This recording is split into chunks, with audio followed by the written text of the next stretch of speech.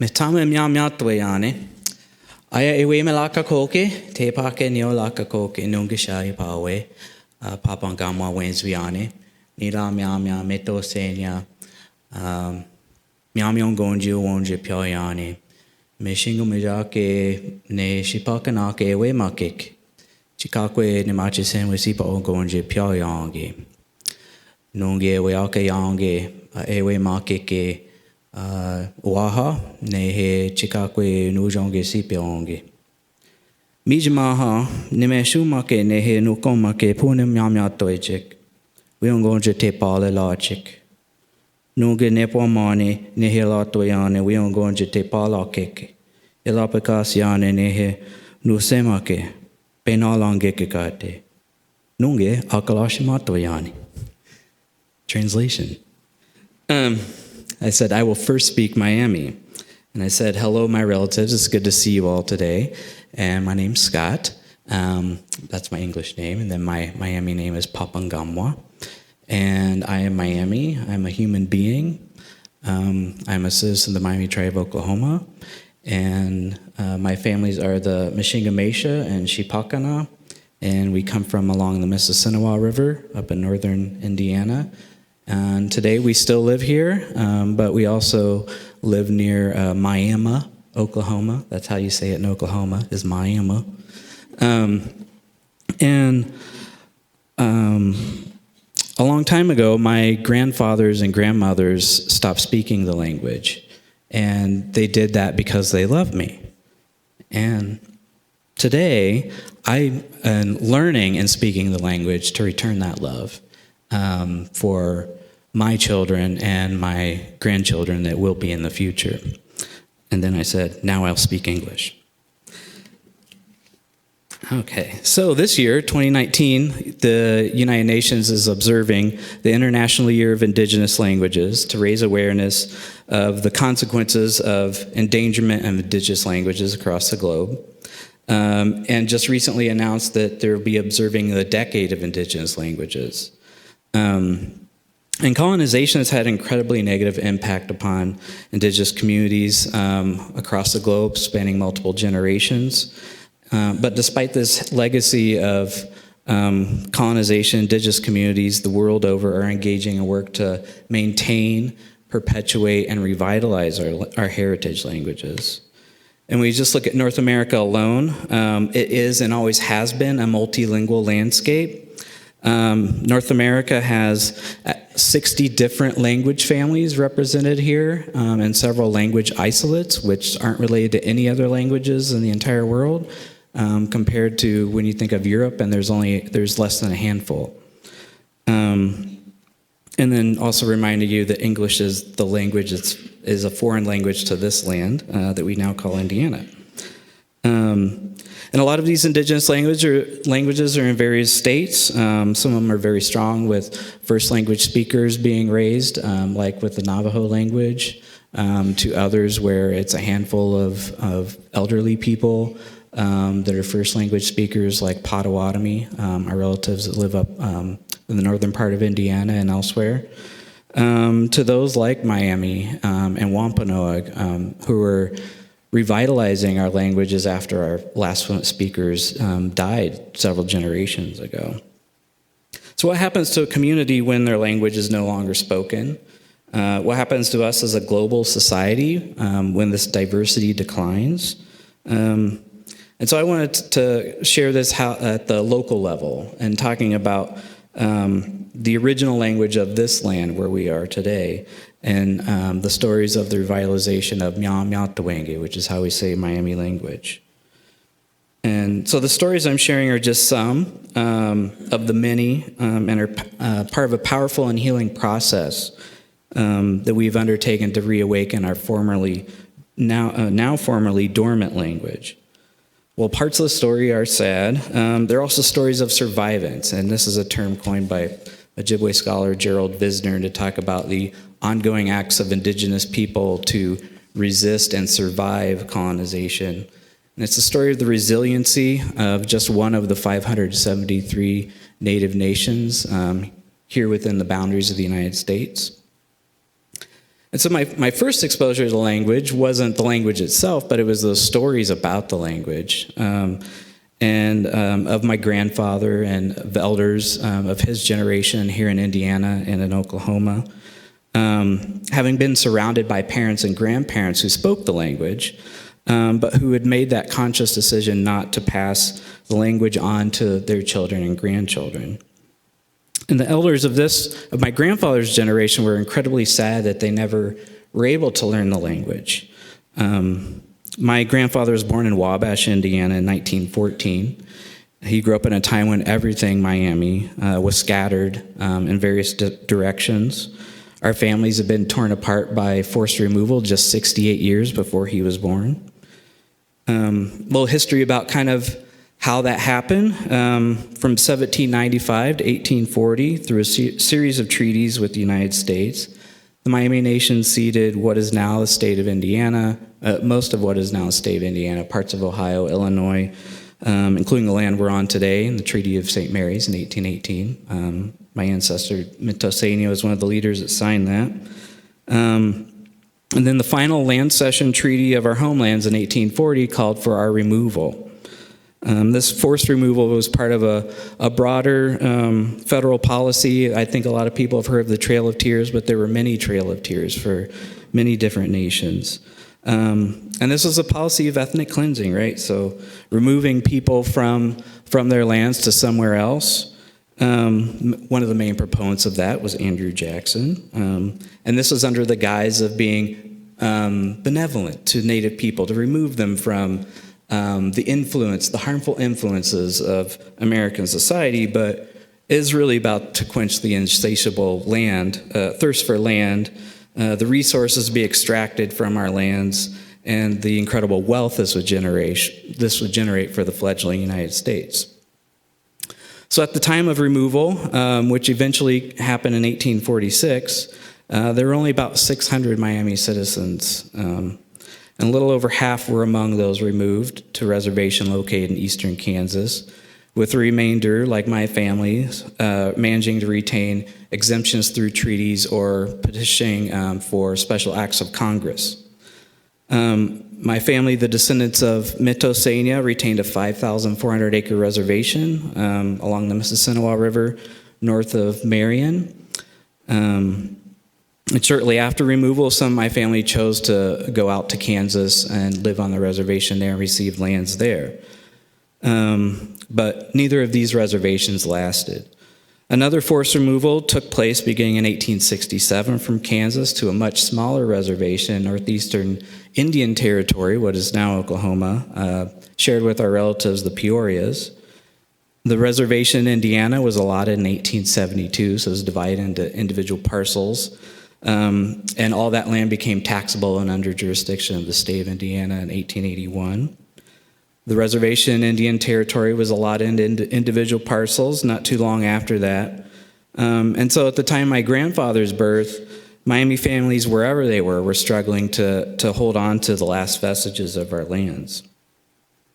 So my grandfather had a distinct memory of asking his grandfather, "Why won't you teach me the language?"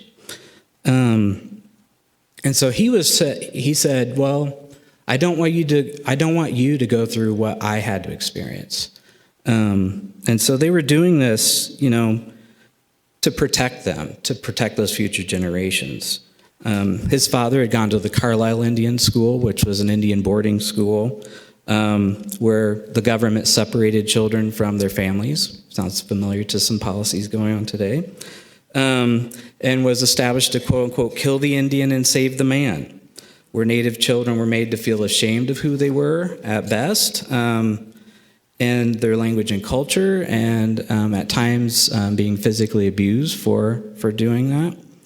And his family and other Miami and Indiana faced racism on a daily basis as more and more families lost their lands and had to move to nearby towns like Peru, Wabash, Huntington, Fort Wayne, Marion, in search of work. And his biggest regret was never having learned his language. The last of our fluent speakers died in the 1960s, and they had been born in the 1870s and 1880s. And so after this, linguists labeled our language as being extinct. And we thought that was it. There were a few words that a couple elders remembered. There were some prayers and those sorts of things. And a brief word list from one of those last fluent speakers. And this was published in a book called Miami Indian Stories by Clarence Godfroy. And one of the people that worked on this with him was a non-Miami woman named Una McClurg, and this is what she had to say about our language, quote, "The vocabulary of the Miamis was not very great, probably containing not over 600 or 800 words, but it was really all they needed in their savage life," end quote. So this is just one example of outsiders' ignorance and misunderstandings about us and our language that had an impact about how we ourselves viewed our language. And so at this point in our community, we weren't at a place where we could really take care of our language. But despite all these terrible things that my ancestors and grandfather had endured, that he remained very proud of who he was. And I was very fortunate as a child to visit him frequently. And basically the first thing he would always tell me was our family genealogy going back to as far as could be remembered, the places where we come from and the stories of those peoples and places. So I was very lucky to have those experiences with him and other elders in the community in Indiana and Oklahoma. And all of them had those similar regrets about not having learned the language. But little did we know around that time that was all about to change. So in the early 90s, one of our tribal members had decided to go back to school, and he was taking a linguistics class, and he was in like a completely different major, and then he had more interest in our language, and then he connected with a PhD student working in linguistics at UC Berkeley. And lo and behold, our language is one of the most well-documented languages of our entire language family, the Algonquin language family. And there's thousands of entries spanning from the time the Jesuits came here in the 1600s up to those last fluent speakers in the 1960s. And so our language has way more than 800 words. With that, these two individuals form a working relationship to bring that research back to our community. And so I was a teenager at that time when this occurred, and my brain's a sponge and soaking it all in, and it was really amazing seeing how that drew people, and especially those elders that hadn't learned the language, and just how incredibly supportive they were. And the guidance. And a lot of them initially would say, well, I don't know anything about the language. But when you would get them together, it was really awesome. And they would, tell stories like, oh, well, I remember this and that. And so they really did know a lot of things. And it was kind of around this time, too, that one of these elders, she had some corn. And this just wasn't any old corn, but it was Miami Miami corn. It was a special white flour corn that our ancestors have grown for millennia here in Indiana. And her family had stopped growing it around the 1940s when they lost the last of their reserve lands. And so we were finally at this place where we could start to take care of our language again, and we could start to plant the corn. And I like to think of the corn as like a metaphor for the language in terms of thinking that, as we began this process, that the language wasn't extinct. It was in lots of different places, as in all those different archives, as in those memories, those dormant memories in those elders, and is in the land here, in the land itself, because that's where it comes from. And just like those corn seeds, those are dormant. And so it took us getting to that point where we could plant those seeds again.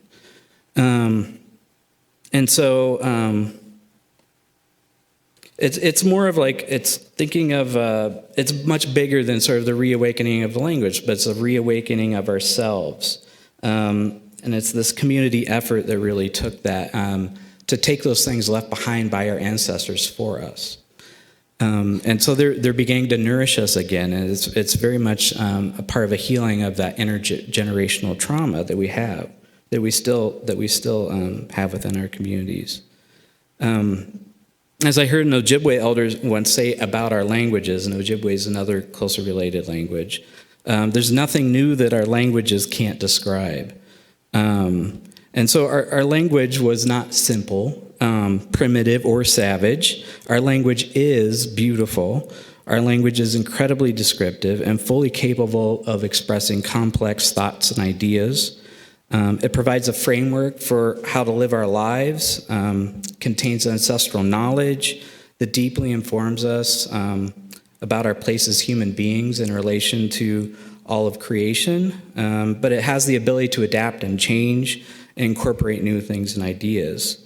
And so when as a student, when I was younger, all these concepts that I started learning, embodied in different terms, like nahimetoseniak, which means to be like a good or proper human being, and that entails being generous and respectful, and not only to the human world, but the non-human world, and how we follow through that with reciprocity. And nepondione, of knowledge, and that striving to seek knowledge. And so as a member of the church, when I learned about the 7 principles, there were a lot of things in that really, really resonated for me. And so since those early years of the revitalization process, we've developed a lot of programs. We have children's camps. We have new technology, like phone apps and, tablet apps and all those sorts of things. And they provide a lot of these learning opportunities for our community. And at first, many of those people involved were very hesitant and very unsure of themselves. People didn't want to make mistakes. But it really was important to create that nurturing environment for the language to grow. And so now a lot of people in our community feel comfortable with speaking the language. It's a part of our daily lives. And even if you know one word, like aya, which means hello. Can everybody say aya? So the people in my generation, we were the students, and now we become teachers and parents. There's one of my fellow students and teachers and parents that came to visit today, my friend George. And so I'm the 4th generation in my family. We're the first generation in nearly 100 years to intentionally teach and speak the language to our children. And so I'm the 4th generation in my family. My grandfather grew up around it. His father had my father had no exposure, and then finally me. And so it's going to take a few more generations just to get it back to where it was even 100 years ago. When both my daughters, Hazel and Ruby, were born, the first words they heard was in our language. And that's one of the languages we speak at home. And so you might hear them calling me Nusa. You probably always like, what's that mean? And so that means my father. And so in our language, we address everybody in our community in terms of kinship. We would address the human and non-human worlds in that way. And so when we think about that, caring for one another and other people and everything in terms of family, and then in turn they take care of us. And so, as I mentioned at the beginning, this is just one story of the many struggles and resiliency of indigenous peoples and maintaining and revitalizing our languages, especially in a climate of growing white supremacy and nationalism, climate change, environmental destruction. It really feels like the U.S. and the world is going back to where it was in the 19th century, really bent on eradicating minority groups and indigenous peoples, and our languages are seen as a threat, and all of the terrible things that go with that. But I always think of as we're just as the most diverse ecosystems are the strongest, as human beings, our strength lies in our diversities in many forms and our capacities to respect, care for, and love one another. Ahkawaapamankwike-kati, which means if we take care of them, they'll take care of us. So finally, Jamie, when I was talking to Jamie about this, he said, well, what can people do to help support these efforts? And I had to think a little bit about it. And I think what's interesting, now kind of in settler societies, there's a movement for doing land acknowledgements and acknowledging, what's the indigenous lands that you live upon. And I think that's a great first step. And that, it's not just like, oh, I checked the box. Now we've taken care of indigenous peoples. Let's move on. And that's really the first step. And I think some of that is about, how do you support those nations whose lands you're on now? What are their efforts that they're trying to do in their communities, and what can you do either monetarily or pressing your elected officials to pass or not pass legislation that either supports or negatively impacts indigenous languages.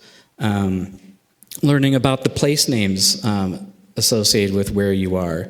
Indiana, there's place names all over here that have Miami, Potawatomi, Delaware, and other languages that they're mostly. They don't sound at all like the Miami versions, but like the Wabash River, that comes from a Miami word, Wapashik-isipiwe. Ketepekwan-isipiwe, Tippecanoe River. Our word for Indianapolis is Changwatonongi, the place of the falls. And so there's names for that all around here. And just one example of some of my friends back in Minnesota, Kate and Carly Bean, who are Dakota, and they for several years they've been trying to restore the name of a lake within Minneapolis that was named after John C. Calhoun, who was not such a great person. I think it was named in like the 1920s or something. But the name long before that, and has always been the name of that, is Bede-Makaska, which means White Earth Lake. And that was their ancestral homeland. They're descended from a man named Cloudman, whose village was there. And so they undertook an effort to get that name, have the name restored for that lake. And it was a really tough struggle for them. And it's kind of like the racism that they've had to endure through that, and some of the really awful things that people were saying. And most of it is because, well, this inconveniences me. I have to change my address and my letterhead and my business cards. And so anyway, I'll stop ranting on that. But it takes other people supporting those efforts. And again, pushing our elected officials to, recognize and enforce the United Nations Declaration of the Rights of Indigenous Peoples, which has, there's efforts to, a part of that is the protection and perpetuation of indigenous languages. So anyway, that means thank you.